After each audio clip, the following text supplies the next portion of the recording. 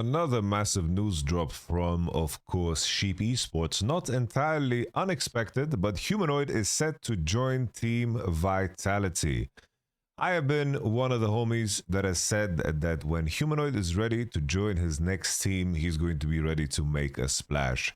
I have worked with Humanoid, and regardless of how much you might dislike, Humanoid's worst or weakest moments, in terms of who he's been in his career as a player, in his early years, he was very competitive, made it to the World Championship with Splice, won back-to-back splits together with Elioya, and even in a world Fnatic, it's like he was stuck there and he was there for a very long time.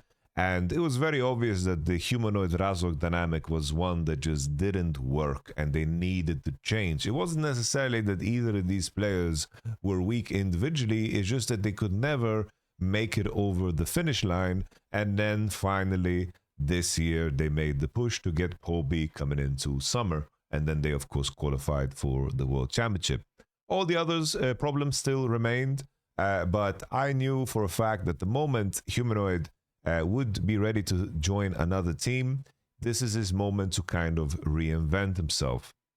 I think in regards to the context of who he is as a player, like mechanically and individually on a talent level, he is one of the greatest talents that have ever played in Europe. It might be a tough pill to swallow. The weakness of Humanoid, in my mind, always came in the context of, let's say, framing things in an appropriate manner in the context of his teams. I think there was context where Humanoid could be overwhelmingly negative if things didn't go good, and he would easily, let's say, give up on teammates. But this is something that maybe after some reflection, maybe after some time off Fnatic, maybe this is the greatest opportunity for him to reinvent himself.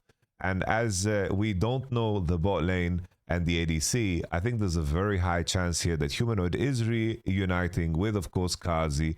He's reuniting with, of course, Mac and potentially Pad. And these are people that got a lot out of Humanoid. So I am personally very excited for the return of Humanoid because I thought if he didn't want to play and didn't want to compete, then, this would be it. He could just choose not to. But he's making the active choice to play. And, I do think that Humanoid being in the league, like this is a player that can easily be a top 3 mid laner in the league and potentially even more.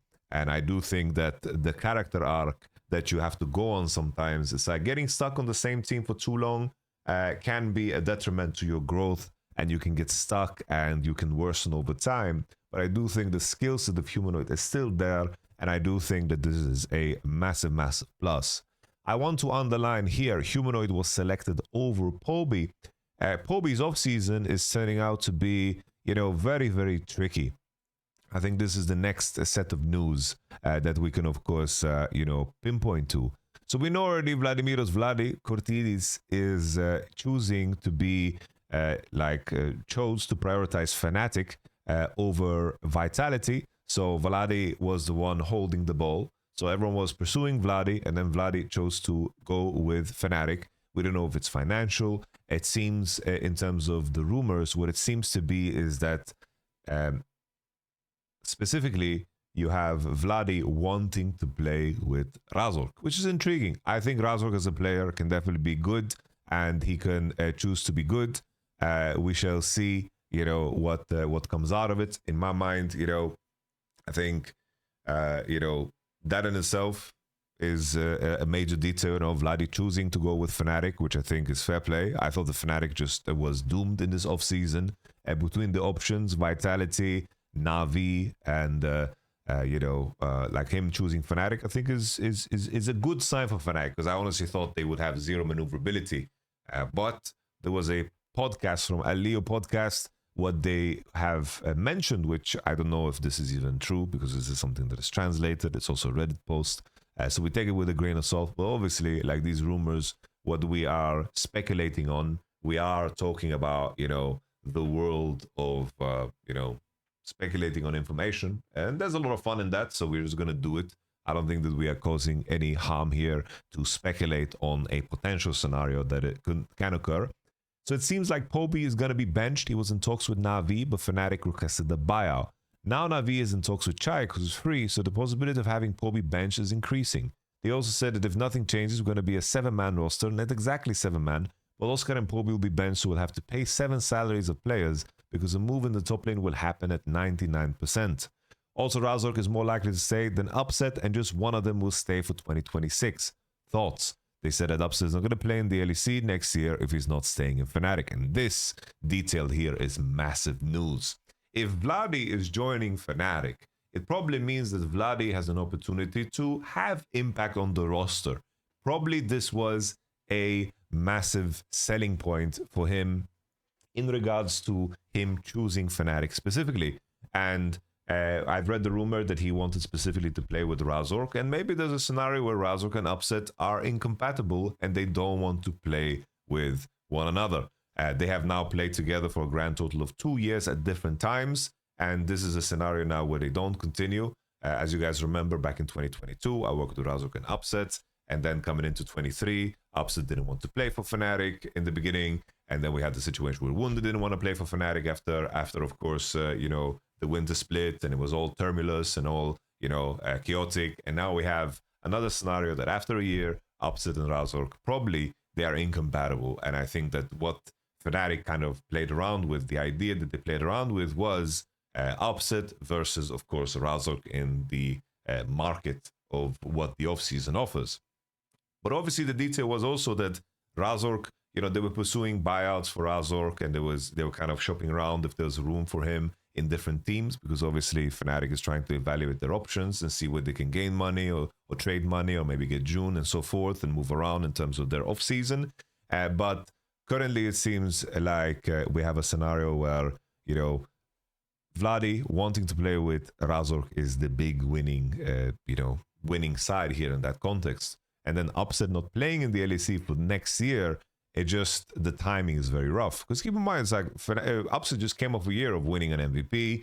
He was all-pro ADC as well. Like, he has had a very, very solid year. But I do think in terms of where the timing is, in terms of where all the ADCs are, and in which teams they're in, and who's signed and who's not signed, it is a very tough time to be an ADC that is a free agent in this offseason. I do think that Upset would be an upgrade over a bunch of ADCs, but I wonder if in this offseason the reputation, or let's say less reputation, but let's say the the context of some of Upset's results, if this is something that people within teams are kind of holding over him.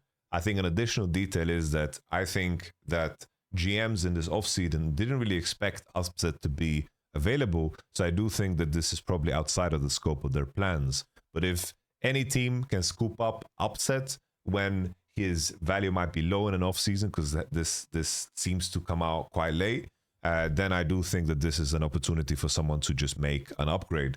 Like if there's a world where like a Na'Vi signs an Upset, or let's say a Team Heretics even signs an Upset, or anything like this, I do think that teams should be happy. You could even go so far to consider the idea of Upset signing for some of the North American teams and be a massive asset. So I'd be very, very surprised if he's not in the team. But if it happens to be the case, I do think it's just because of the timing of the market, because obviously teams in the LEC don't want to bench anybody that they have signed, looking at the teams and which ADs are, of course, in place. So there's that. If there's a world where Poby needs to be benched, I made this tweet, and I can kind of elaborate, because obviously on Twitter by design, people just kind of misinterpret things for free. I said, I feel bad for Poby. I really hope he lands on his feet, because I think his performance was solid as a rookie. I'm hoping that T1 sign him to let him play regular season games, so Faker can be given more time to focus on health and play in his best form for the playoffs and internationals. It's so blatant how much better Faker plays during spring plus Worlds in the roughest time. Being in summer after the schedule is the harshest, because the spring MSI and bleeds into summer. So it's like, people will mention, it's like, why wouldn't they sign BDD if they want to do this? It's like, yeah, they need to sign a player that is not powerful and strong enough to be like a starter in the LCK first. And people also mention, as a counter argument to this, was like, Poby, the last time he played with the team, they went 1-8. He was complete trash. This was such a long time ago. It's like Poby has improved so much as a player, and at the same time, he was thrown into a scenario where he had to just fill in for Faker out of nowhere. It would be very, very different if he would be the sixth man of the team and he would be integrated in the team. He would be a part of the scrims, and he would be, you know, a part of the process. That would be an entirely different scenario than the world that he got thrown in. So first and foremost, it was a long time ago. This was in 2023. Keep in mind. And then, of course, Faker came back and everything. They won Worlds. It was all fantastic, great. And they beat KT when they chose them. You know, the whole story. Poby, I think, in terms of him having opportunity to mingle in that squad, I think that breaking apart, like someone here mentioned, they won Asian Masters with Guti. They might as well use him instead of re-signing Poby. Like, this is not, like, so they need someone in the academy team. You know, they still need somebody in the academy team. Like, you don't want anyone that is split and torn apart from both. I think the main idea would be that you keep the academy intact and you would have Poby as a six-man, because I do think that if Faker misses out playing against like BFX or Bro, I don't think it matters in the grand scheme of things. And this was just an idea I had where I speculated on the little information we have from the outside, because I believe that Faker as a person, you know, and as a professional and as a like icon of the game, obviously has probably more obligations and responsibilities than anyone else in the scene, whether it's having a photo shoot or a fan meet or a meet or like some sponsorship obligation and all that jazz. There's probably no person that works more than this guy, because it just seems like whenever he gets to the World Championship, he seems to find himself again in spring. It also very commonly, if we just look over the context of the entire years. And there was, of course, that point. I don't want to like bat signal it too hard, but there was a point where he said that he did like health checkups, and you know, some certain, let's say, what he mentioned in the interview was that some pointers were, you know, trending downwards, and we want Faker to be healthy and strong and at his best, you know, for as long as possible, because he's carrying League of Legends on his shoulders, you know, like he's just doing this thing where he like holds up the whole world, you know. So like this was just an idea from there, but I do think that would be a nice place for Poby to end up on, and would be a nice kind of redemption story. And I do think that he could fill that role well, especially if there's not room for him in any of the major region teams. I wonder if like a team like C9 would consider a Poby. I do think that Poby was solid as a rookie, but I do understand the priority of Vladi over Humanoid over Poby in the context of everything that is here, because integrating someone that is, you know, Korean and alone requires additional resources, and it also adds additional complications. But I do feel bad, because it's like Poby uprooted his whole life to move, of course, to Europe, and he gets replaced like this. I think the worst case scenario would be if he's just on the bench of Fnatic. And I imagine it's like, as this tweet mentioned, you know, there was this tweet that mentioned that I had up already, you know, if this tweet mentioned that there's a world where like Poby gets jailed, I don't think that this is something that Fnatic would do. I think they're just, they tried to get a buyout, but this is something that they easily get negotiated down, because Fnatic is not in a position to jail anybody. That shit is never going to happen. Like, they're not going to jail anybody at all. So some updates here on the offseason. Humanoid coming back, I think it's massive news. I think it's really, really good for the league. Humanoid is a fantastic player. Watch him come back and smurf his face off. It's one of those things where some players just need to have a new environment so they can reinvent themselves. If you're stuck in the same relationship, same dynamic, sometimes you get stuck as a person too, and you can't grow. And I think that Humanoid is going to pop off completely here on Vitality. I think it's a massive, massive signing. But I also hope that Chai kind of lands on his feet. And with that being said, I think that a lot of, the slots for mid lane are being filled up. But I do think that if Vitality want to be competitive, this is a good move to make, I think. Very, very good move to make. And I think Shaik was very, very respectable. But the question is, you know, like, what is your ambition?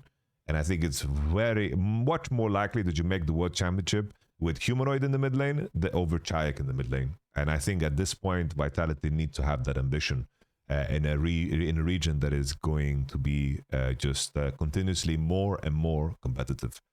So there's that. Thank you very much for watching the video till the end. Please subscribe and try and reach 100k before the year ends. That would be amazing. That would be fantastic. I'll catch you guys on the next one. Peace.